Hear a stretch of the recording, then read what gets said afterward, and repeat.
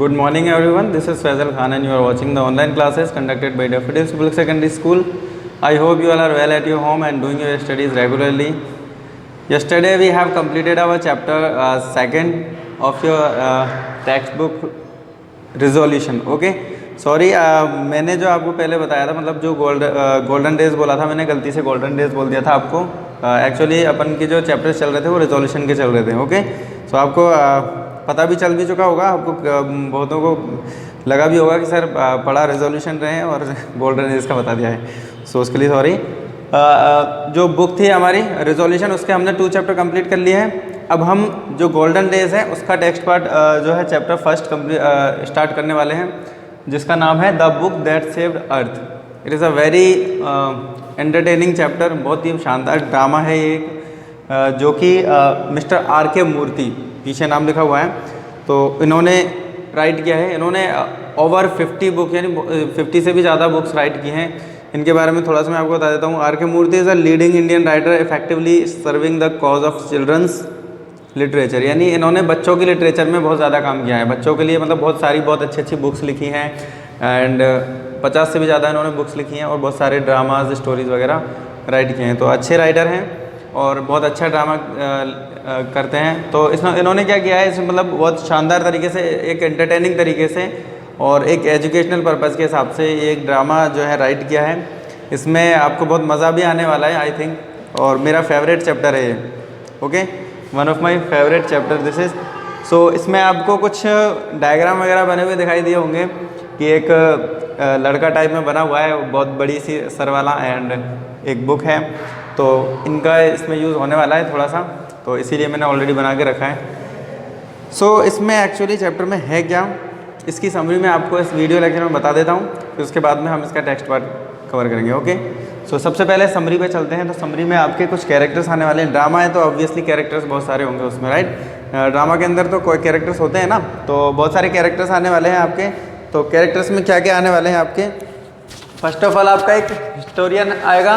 Historian मतलब जो history लिखने वाला होता है उसको हिस्टोरियन बोलते हैं। तो हिस्टोरियन जो है वो आने वाला है। एक तो आपके इसके अंदर जो 25th सेंचुरी का राइटर है वो, यानी 25th सेंचुरी की स्टोरी है ये। कौन सी सेंचुरी? 25th मतलब अभी कौन सी सेंचुरी चल रही है? 21st, right. 21वीं सदी है ना ये, तो मतलब जब तक 2000 चलती रहेगी तब तक ये 21st सेंचुरी है। ओके, ऐसे ही ये कौन सी सेंचुरी की बात है, यानी आज से 400 साल बाद की बात है, 25th सेंचुरी की बात है। यानी उस टाइम पे ये स्टोरी, ये उस टाइम का मतलब फ्यूचर में जो है क्या होने वाला है वो आपको ऑलरेडी इसने बता दिया है। तो ये राइटर है, उन्होंने एक हिस्टोरियन को इसमें रखा है कि ये एक हिस्टोरियन होता है जो हिस्ट्री लिखने वाला होता है। तो वो हिस्ट्री के अंदर जो है एक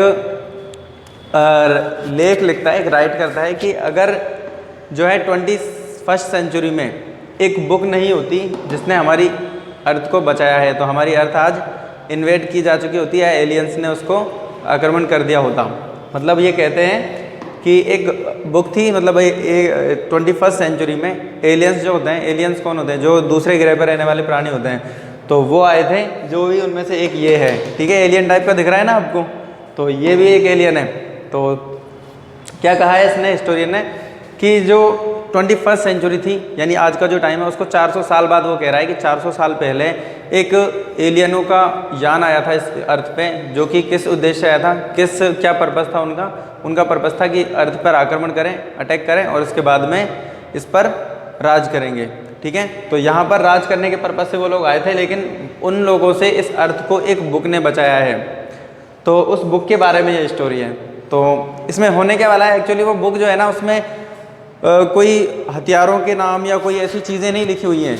मतलब उसमें कोई ऐसी आपको लग रहा होगा कि बुक ने अगर अर्थ को बचाया, आक्रमण से बचाया, तो उसमें हो सकता है उसमें कुछ मिसाइल बनाने की तरीके लिखे हुए हों, राइट, या फिर कोई गन बनाने के, या फिर कोई ऐसे हथियार जो होते हैं जो उसमें युद्ध में काम आते हैं, ऐसे हथियार बनाने की चीज़ें लिखी हुई होंगी, राइट। ऐसी बुक होगी तभी तो उसको अर्थ को बचा सकती है, लेकिन वो ऐसी कोई बुक नहीं थी, बल्कि वो क्या थी, एक नर्सरी राइम थी। क्या थी वो? एक नर्सरी राइम थी। तो क्या होता है कि ये जो एलियन है ये इनकी स्टोरी को सुना रहा होता है। तो इनकी स्टोरी ये होती है कि जो एलियनों का एक दल होता है, जहाजी बेड़ा, जो थिंक टैंक है इसका नाम, ये जो दिख रहा है ना आपको, ये इसका नाम होता है थिंक टैंक, यानी ये इनका सरदार होता है एलियनों का। तो मंगल ग्रह से ये आते हैं तो मंगल ग्रह पर रहने वाले प्राणी हैं एक तरीके से, वहाँ पर एलियंस रहते हैं। तो उसमें ये कहता है कि अर्थ पे जो है वहाँ पर हमको आक्रमण कर देना चाहिए, बहुत ही ज़्यादा पावरफुल होते हैं, ठीक है। तो इस तरह से अब इनकी एक टीम है जिनके नाम है, आपके कुछ कैरेक्टर्स हैं, जैसे एक तो सबसे पहला तो मैंने बताया आपको great and almighty think tank, यानी ऑलमाइटी और ग्रेट, यानी ये बहुत ही ज़्यादा महान और ऑलमाइटी यानी सब पर राज करने वाला एक तरीके से, तो वो है। लेकिन एक्चुअल में है नहीं, लेकिन ये कहलवाता है। ये क्या है तो एक बेवकूफ़ सा प्राणी, लेकिन ये बड़े से सर का है और बहुत बड़ा इसका मतलब दिमाग समझता है, अपने आप को ये समझता है कि मेरा इतना बड़ा सर है तो इतना ही बड़ा मेरा दिमाग भी होना चाहिए। तो इसलिए ये क्या करता है, अपने आप को महान ग्रेट समझता है, तो इसलिए वो कहलवाता भी है सबसे, तो अपनी टीम मेंबरों पर राज करता है एक तरीके से। तो और लोग उसकी बातें मानते भी हैं क्योंकि इसका बड़ा सा सर है और बहुत बड़ा लगता है दिखने में, तो इसलिए इससे सब लोग डरते भी हैं, तो इसलिए इसके हुक्मों का पालन किया जाता है यहाँ पे। तो ये यहाँ पर रहते हैं सारे के सारे, ये इसकी टीम है। एक नूडल रहती है इसमें, तो नूडल जो है थोड़ा सा इसमें क्या है, सारे नाम आपको अजीब लग रहे होंगे क्योंकि एलियंस के नाम है, राइट। तो नूडल्स तो वैसे खाने के होते हैं, राइट, लेकिन इसका नाम है। तो ये नूडल होता है, ये थोड़ा सा तेज़ दिमाग होता है, यानी इसका माइंड बहुत तेज़ चलता है, थिंक टैंक से भी ज़्यादा अच्छा दिमाग है इसका, राइट। तो सारी जो सलाह मशवरा जो सब कुछ देना होता है, यानी कब आक्रमण करना है नहीं करना, किसको क्या करना है, किस तरीके से करना है, सारी की सारी सलाह कौन देता है, नूडल देता है। यानी इसका एक तरीके से सेनापति होता है ना, जैसे एक राजा के पास में, वो ऐसे इसका सेनापति मान लो, इसको मंत्री मान लो, ठीक है। तो मंत्री की तरह ये काम करता है। देन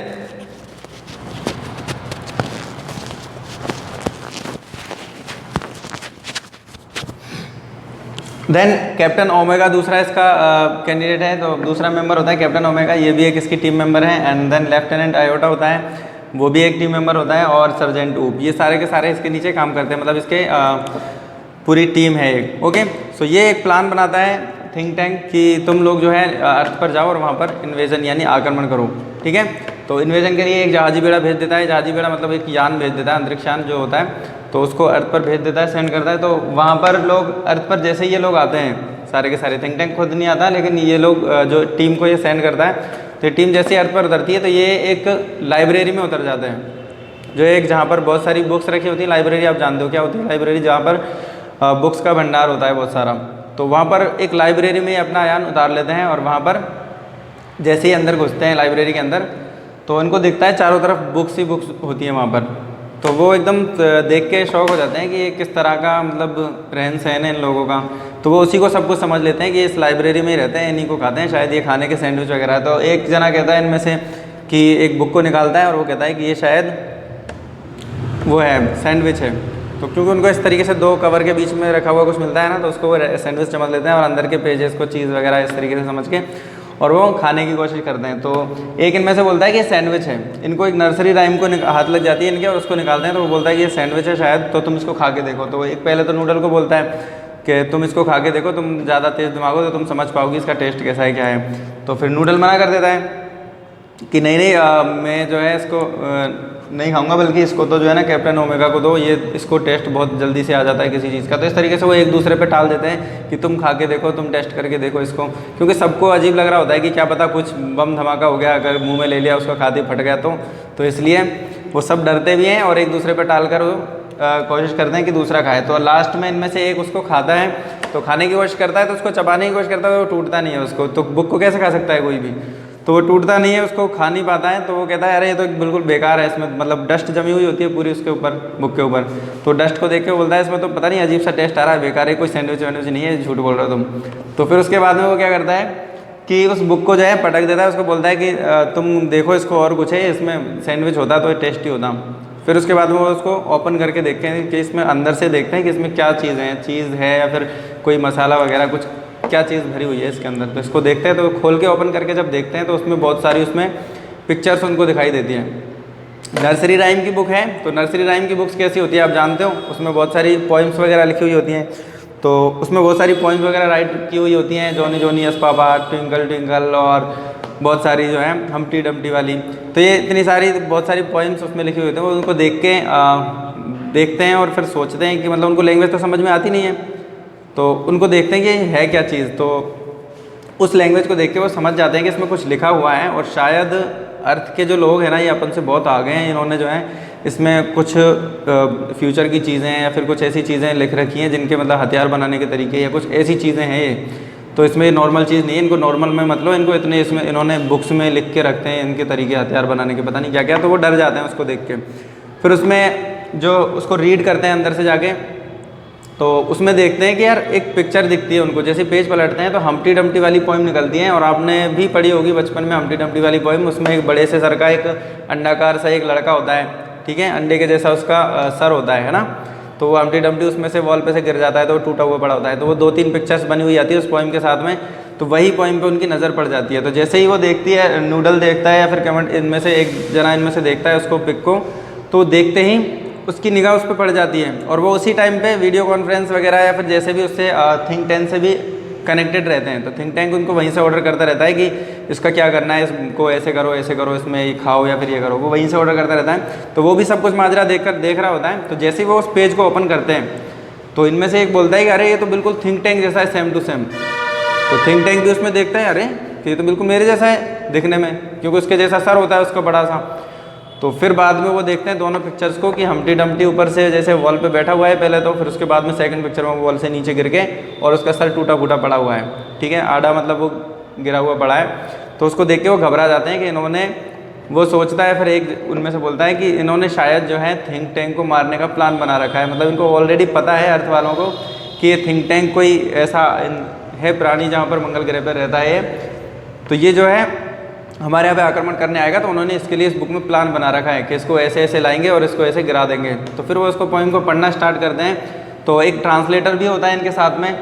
तो वो ट्रांसलेटर जो है उसको थिंक टैंक के पास में बैठा हुआ है, तो वो वहाँ से ट्रांसलेट करता है कि तुम मुझे शो करो, इसको बुक को दिखाओ और मैं इसको ट्रांसलेट करूँगा। तो उसमें लिखा हुआ होता है, जो पोइम है पूरी की पूरी वो रीड करता है कि Humpty Dumpty set on a wall and Humpty Dumpty had a great fall. इस तरीके से वो पोइम चलती है। तो आपको शायद याद भी होगी कि उसमें क्या करता है, हम्प्टी डम्प्टी एक वॉल पर बैठा हुआ है, फिर उसमें नेक्स्ट लाइन में लिखा हुआ है कि हम्प्टी डम्प्टी नीचे गिर जाता है। तो वो देखते हैं कि ये थिंक टैंक के बारे में सब कुछ लिखा हुआ है कि थिंक टैंक को ही पहले तो दीवार पे बिठाएंगे और उसके बाद में उसको वहाँ से गिरा देंगे या फेंक देंगे, ठीक है, और उसके बाद में उसका सर फट जाएगा। और इस तरीके से इनका पूरा प्लान बना हुआ है। तो वहीं से वो थिंक टैंक खुद भी घबरा जाता है और उस सारे के सारों को डरा देता है। मतलब वो खुद डर जाता है और उसको और लोग भी डरा देते हैं कि तुम्हें ऐसे प्लान बना रखा है, इन्होंने पूरा बुक के अंदर सारा प्लान इन्होंने लिख रखा है, ऐसे ऐसे थिंक टैंक आएगा और उसको पकड़ के हम इस तरह से वॉल पे बिठा के और फोड़ेंगे।